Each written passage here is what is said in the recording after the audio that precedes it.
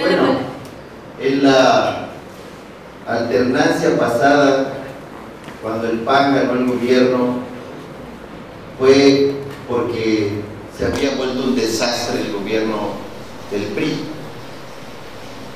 La ciudadanía pensó que era tiempo de cambiar y le entregó el gobierno a Acción Nacional en manos del gobernador Patricio Patrón. Entonces se decía que se iba a acabar la corrupción, que se iba a reorientar las actividades, que se iba a reactivar la economía, se iba a apoyar a los grupos más pobres, como ahora nos dice el representante de Acción Nacional.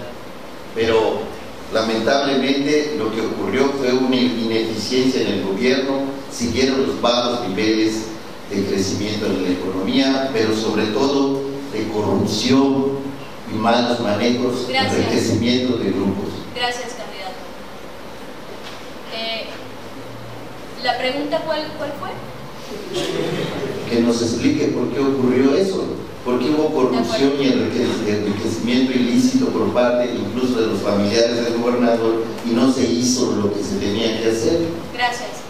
El candidato tiene 3 minutos para responder. Bueno, nosotros hemos expuesto en el último debate, y lo voy a contestar de esta manera, que el Partido Acción Nacional en el gobierno anterior manejó la mitad de los recursos que está manejando el gobierno actual, y se hizo muchísimas obras en Yucatán, como la carretera Tizimín, que parecería de cuota pero es gratuita, la carretera Progreso, el periférico de Mérida, el hospital de alta especialidad, el hospital México-Corea, 80,000 casas para los yucatecos, etc. Y la administración pública estatal no solamente no entregó deuda por abajo de 300 millones, sino se eficientó el servicio a los ciudadanos. Las oficinas de gobierno no solamente fueron mejoradas en sus instalaciones, sino que el servicio a los ciudadanos mejoró de manera contundente, y hoy vemos un total desorden en el gobierno del Estado actual. Por lo tanto, el balance, si comparáramos ambos gobiernos, por mucho fue mejor el sexenio anterior. Mi respuesta en cuanto a los familiares del exgobernador, pues tendría que preguntárselo al exgobernador y que ellos respondan por eso. Muchas gracias. Bueno, yo le preguntaría qué propone para conjuntar esfuerzos, independientemente de partidos políticos, para que las cosas que hoy están mal en Yucatán puedan cambiar. Bueno, ya he hecho una propuesta bastante integral. El día de mañana voy a presentar el programa de gobierno a las 10 de la mañana. Quedan todos invitados en el Hotel María del Carmen. Vamos a presentar lo que desde mi punto de vista debe de ser una reorientación integral del gobierno. Repito, en la manera de funcionar del gobierno, darle mayor autonomía al poder legislativo y al poder judicial, hacer grandes reformas. No puede seguir subordinado los dos poderes al poder ejecutivo, pero sobre todo tendremos que hacer una tarea de recambiar la dinámica económica y la dinámica de desarrollo social del Estado.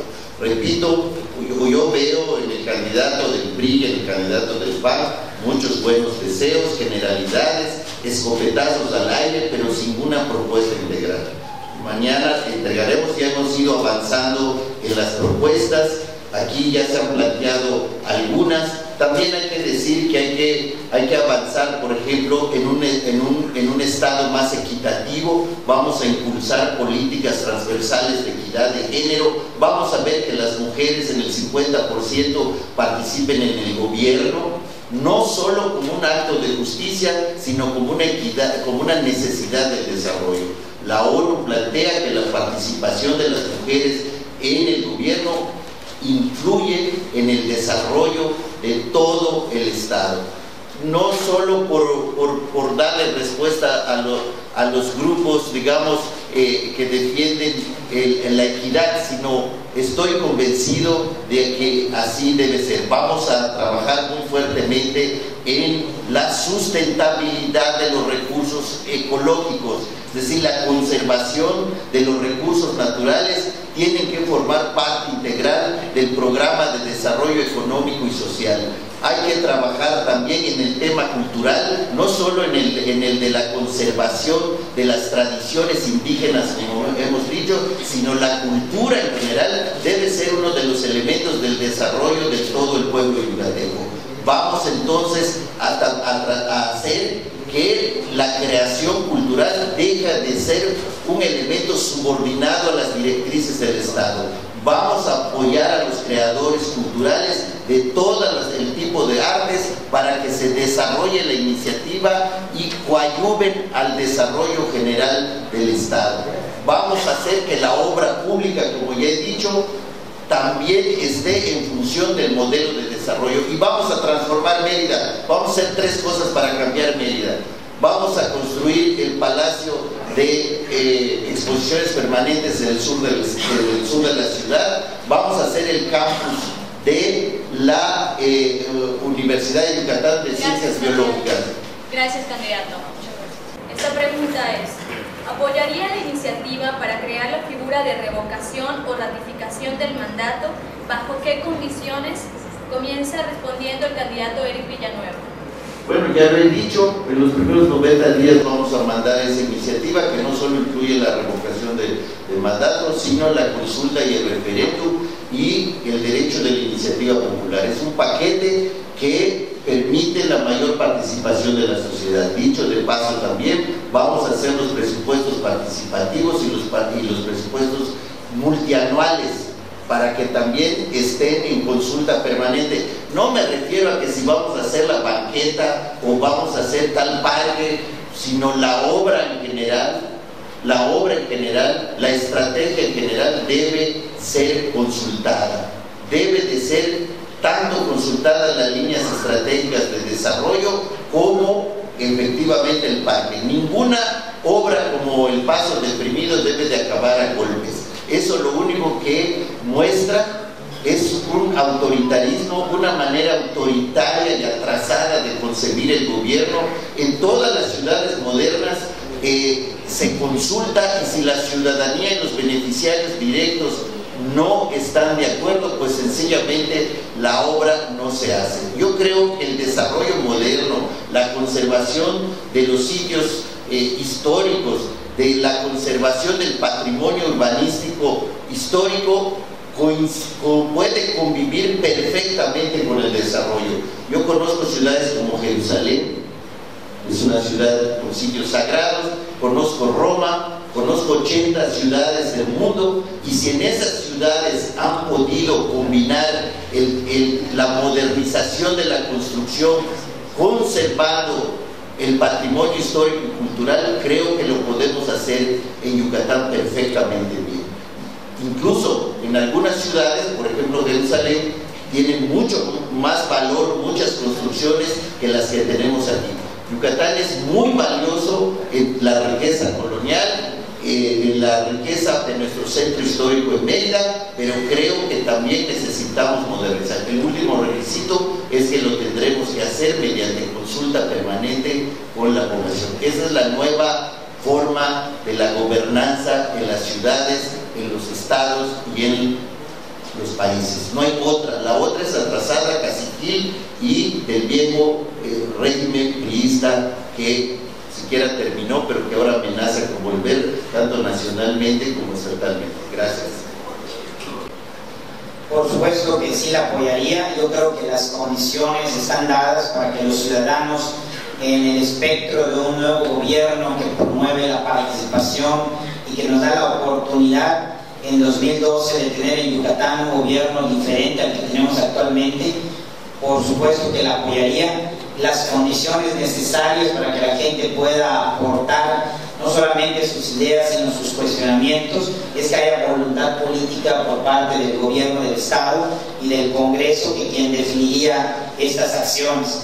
Hoy por hoy hay un rompimiento total de comunicación entre el gobierno del Estado y los sectores de la sociedad, no solamente el sector empresarial, con el que ha habido nulo convencimiento de las acciones que se van a llevar a cabo, sino también con la sociedad en general, que cuando se han manifestado en contra de acciones del Ayuntamiento de Mérida o del Gobierno del Estado. No solamente han sido aceptadas estas opiniones, sino se ha simulado y se han repelido. Por lo tanto, una opción que nosotros estamos dando es abrirle la puerta a los ciudadanos para poder actuar dentro del gobierno que voy a encabezar. Y esto solamente lo puede hacer un candidato que llega a su cargo a través de la democracia interna de su partido, porque esto nos permite a nosotros llegar en total libertad. Cuando se llega por dedazo, se llega en un sistema político maniatado, en el que ya están decididos todos los cargos públicos en el Estado, y por lo tanto el candidato no puede abrir la puerta a los ciudadanos para hacer una opción de gobierno en el que integremos a todos los sectores de la sociedad.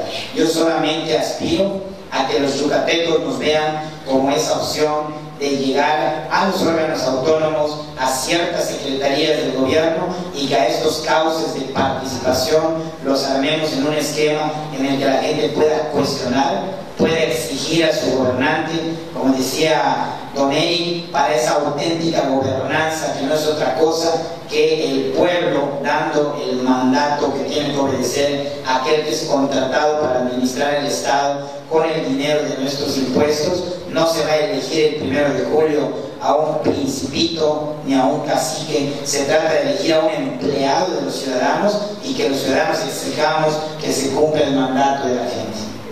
Muchas gracias. Bueno, ojalá fueran los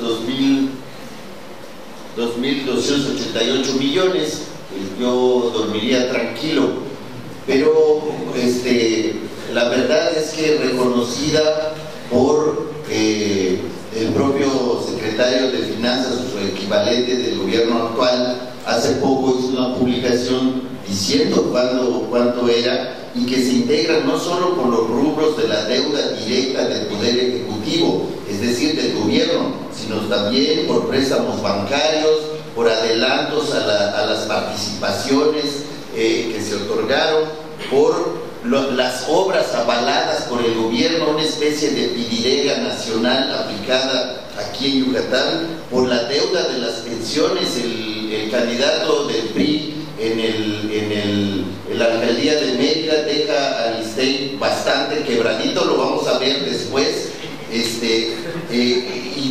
y todas las deudas a los proveedores y las deudas municipales, pues hacen un monto que la cifra que dije en el debate pasado de 15,000 millones no anda muy jalada. Claro que lo andan disfrazando, pero dijo el secretario de Finanzas: miren, es totalmente manejable la deuda, solo significa el 25% de los ingresos y por lo tanto es completamente manejable.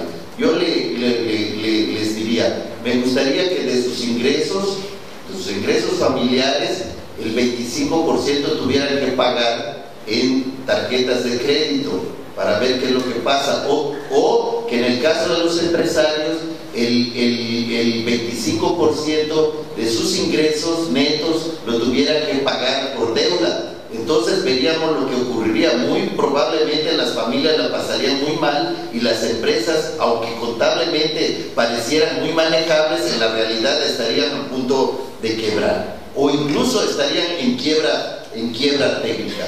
Por lo tanto, ciertamente habrá que hacer una investigación para ver de cuánto es la deuda, y solo lo vamos a saber si hay un gobierno diferente al del PRI, porque si no, no lo vamos a saber. Y a partir de eso, entonces sí, hacer una estrategia para empezar de recortar los gastos, hacer un gobierno austero, hacer un gobierno de combate a la corrupción, y luego establecer toda una estrategia de renegociación financiera de la deuda para poder liberar recursos para invertirlas en el desarrollo.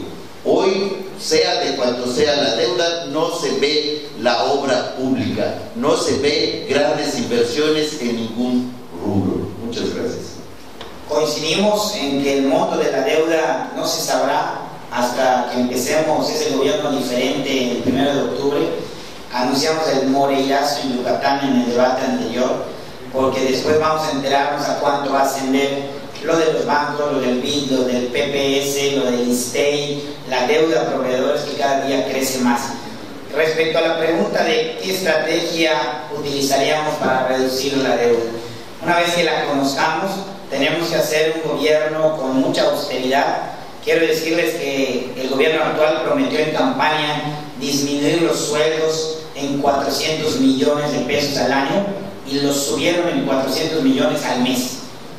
Hoy los sueldos en Yucatán se están elevando por 4.800 millones de pesos. Digamos que 2.800 millones sería la inflación, pero hay 2.000 millones de pesos al año que crecieron por aviadores y por parientes de la gobernadora Antúnez. Además, hay un gasto de corrupción calculado en 1.000 millones de pesos al año de obra pública que se está despilfarrando en este gobierno.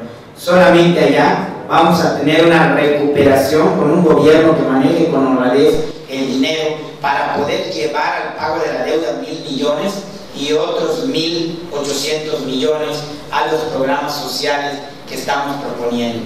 El gobierno actual, el gobierno de la nueva mayoría de la ola roja, cuyo candidato del PRI fue su coordinador de campaña, ha demostrado una total irresponsabilidad con las generaciones futuras, porque no solamente están gastando el dinero que le corresponde a las próximas generaciones, sino lo han despilfarrado. Si viéramos una serie de obras terminadas, a lo mejor hasta lo podríamos aceptar y decir, bueno, aceptamos que sirvió para algo, pero al no ver esas obras se ha despilfarrado. Por lo tanto, cuando no hay honradez, cuando no hay responsabilidad, pues no hay dinero que alcance, y todo el rollo que vino a decir el candidato del PRI en el debate anterior se vuelve pura retórica, porque no está sustentado con la realidad. Qué fácil es haberle fallado a los yucatecos y venir a intentar engañarlos de nuevo, ahora decir que van a ser responsables. Son irresponsables y han caído en el compadrazgo, en el amiguismo, y de ellos intentar reelegirse va a ser el mismo grupo acusado de corrupción que se quedaría 6 años más a robar impunemente el dinero de los yucatecos. ¿En dónde cree usted que inicia la corrupción y cómo se puede combatir? Tiene la palabra el candidato Eric Villanueva. Bueno, se inició la corrupción cuando nos conquistaron los españoles. Allá fue donde se inició la corrupción. Nuestros indígenas, el grupo maya, los aztecas y todos tenían otros valores, pero los españoles vinieron a saquear y a llevarse el dinero como pueda. Ese es el principio de la corrupción, el saqueo. Lamentablemente hoy, si no empieza por el gobierno, empieza por los empresarios o por la sociedad, y creo que tendremos que cambiar todos. Es el principio. Primero tendremos que pensar en nuevos valores éticos, el apego a la legalidad, el apego a que podamos ser sancionados si cometemos actos ilícitos como esos. Entonces tenemos primero que cambiar, pero no solo eso. Yo he propuesto que el gobierno tiene que sancionar a los que cometan saqueo de los recursos, hagan actos de corrupción con los recursos públicos. Y por eso yo he propuesto primero lo que ya señalé de la Procuraduría, pero también el órgano superior de Contraloría. Habrá que hacerlo y darle autonomía a todos estos organismos que puedan ayudar a supervisar la aplicación de los recursos. Yo he dicho y lo repito, en este gobierno, el gobierno que va terminando, hay claros indicios de corrupción en muchas instituciones, pero 3 son claramente señaladas por la sociedad, y así lo único que hago es repetir los señalamientos de la sociedad. Uno es desarrollo rural, que es escandaloso. Dicho de paso, el secretario de Desarrollo Rural de Acción Nacional del periodo pasado no cantó mal las rancheras. También con actos de corrupción y ineficiencia en la aplicación. Obras públicas y cultura, lamentablemente. Digo lamentablemente porque trabajando en el tema de la cultura debería de haber una alta espiritualidad en el manejo de los asuntos, pero no es así. Entonces yo he señalado que si ganamos el gobierno progresista, va a hacer una auditoría a todas esas instituciones, y si se encuentran indicios de ilegalidades, como parece ser, vamos a aplicar la ley. No vamos a hacer cacerías de brujas, pero no vamos a perdonar a nadie que haya hecho mal uso de los recursos públicos, que son recursos de todos los yucatecos y que debieron de aplicarse en el desarrollo del Estado. Muchas gracias. La corrupción inicia con la impunidad. Cuando no se castiga al que roba, eso invita a que todo el mundo empiece a robar. Hoy el apoyo que se da a los ciudadanos de Yucatán, antiguamente se hablaba del diezmo, ahorita el diezmo se ha invertido. Puedes ver publicaciones de un invernadero en un lugar de Tecash donde se encontró el proyecto, la factura falsa, el cheque pagado, y al campesino le llegaron 50,000 pesos de los 500,000 que firmó, el 10% para que no hable. Cosas de ese tipo están pasando en las oficinas del gobierno, específicamente en el campo yucateco. Por lo tanto, ya no solamente está robando el secretario de Fomento Agropecuario, que ya hizo un partenón en el puerto de Cizal, donde hoy estuve, sino además ya están robando los intermediarios y hasta los que le llevan el apoyo al campesino, por lo cual está llegando solamente el vuelto de la manteca.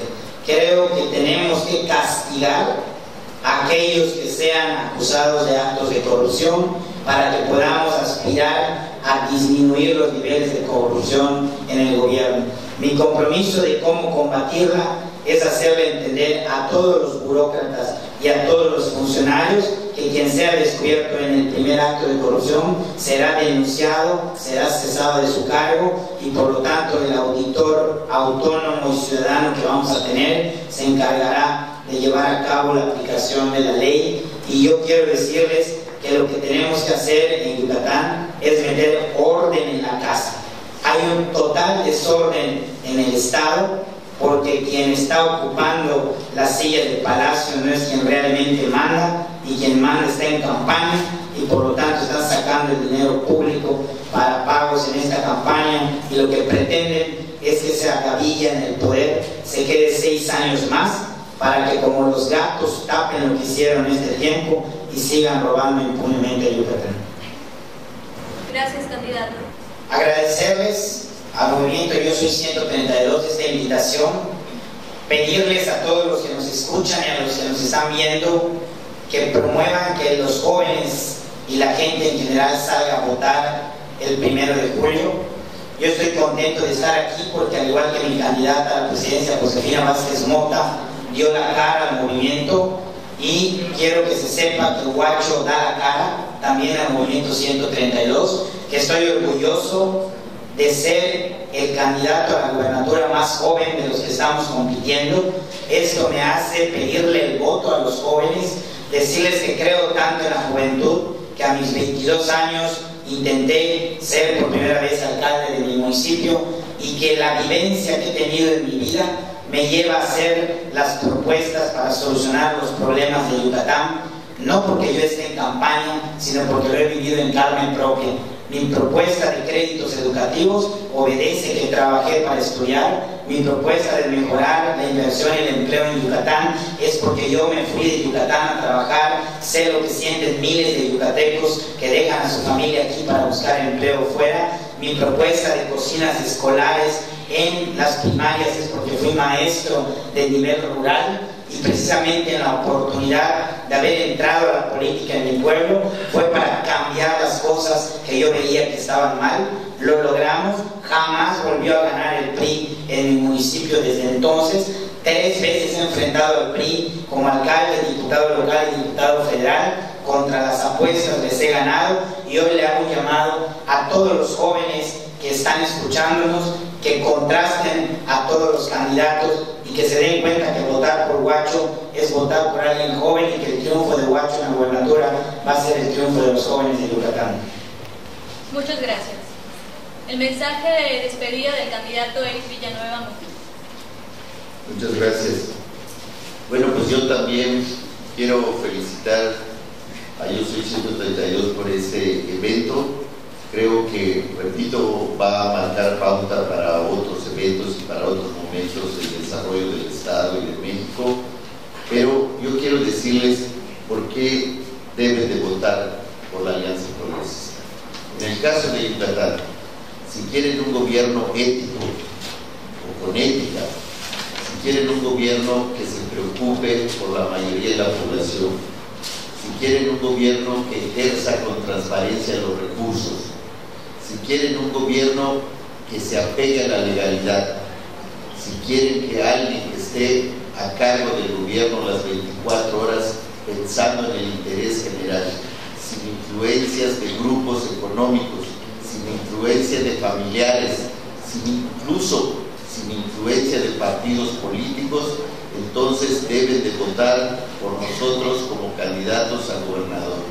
Si ustedes creen que debemos de reorientar la economía, si ustedes creen que debemos de acabar la pobreza, si ustedes creen que debemos cambiar Yucatán, entonces deben de votar por los candidatos de la Alianza Progresista, del PRD, del Partido del Trabajo y del Movimiento Ciudadano. Yo quiero convocarles a votar por Andrés Manuel López Obrador para darle un cambio al país, pero también a votar por todos los candidatos de la Alianza Progresista en el estado de Yucatán. Y quiero finalmente convocar nuevamente a los demócratas del PAN y a los demócratas del PRI a votar por la Alianza Progresista a nivel nacional por Andrés Manuel y a nivel local por nuestros candidatos en todo el estado. Muchas gracias.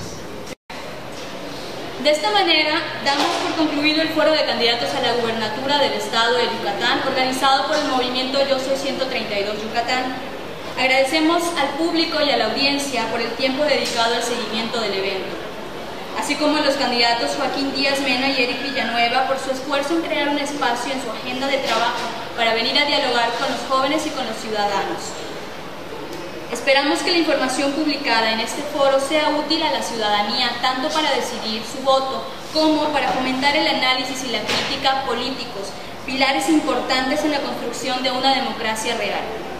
El movimiento Yo Soy 132 Yucatán les recuerda que pueden mantener contacto con nosotros a través del correo electrónico yosoy132yuc@gmail.com, de la fanpage en Facebook Yo Soy 132 Yuc Oficial, o de la cuenta en Twitter @yosoy132yuc. Asimismo, les invitamos a seguir la transmisión del foro de candidatos a la Alcaldía de Mérida, que se transmitirá el viernes 22 de junio a las 8 de la noche. Muchas gracias, buenas noches.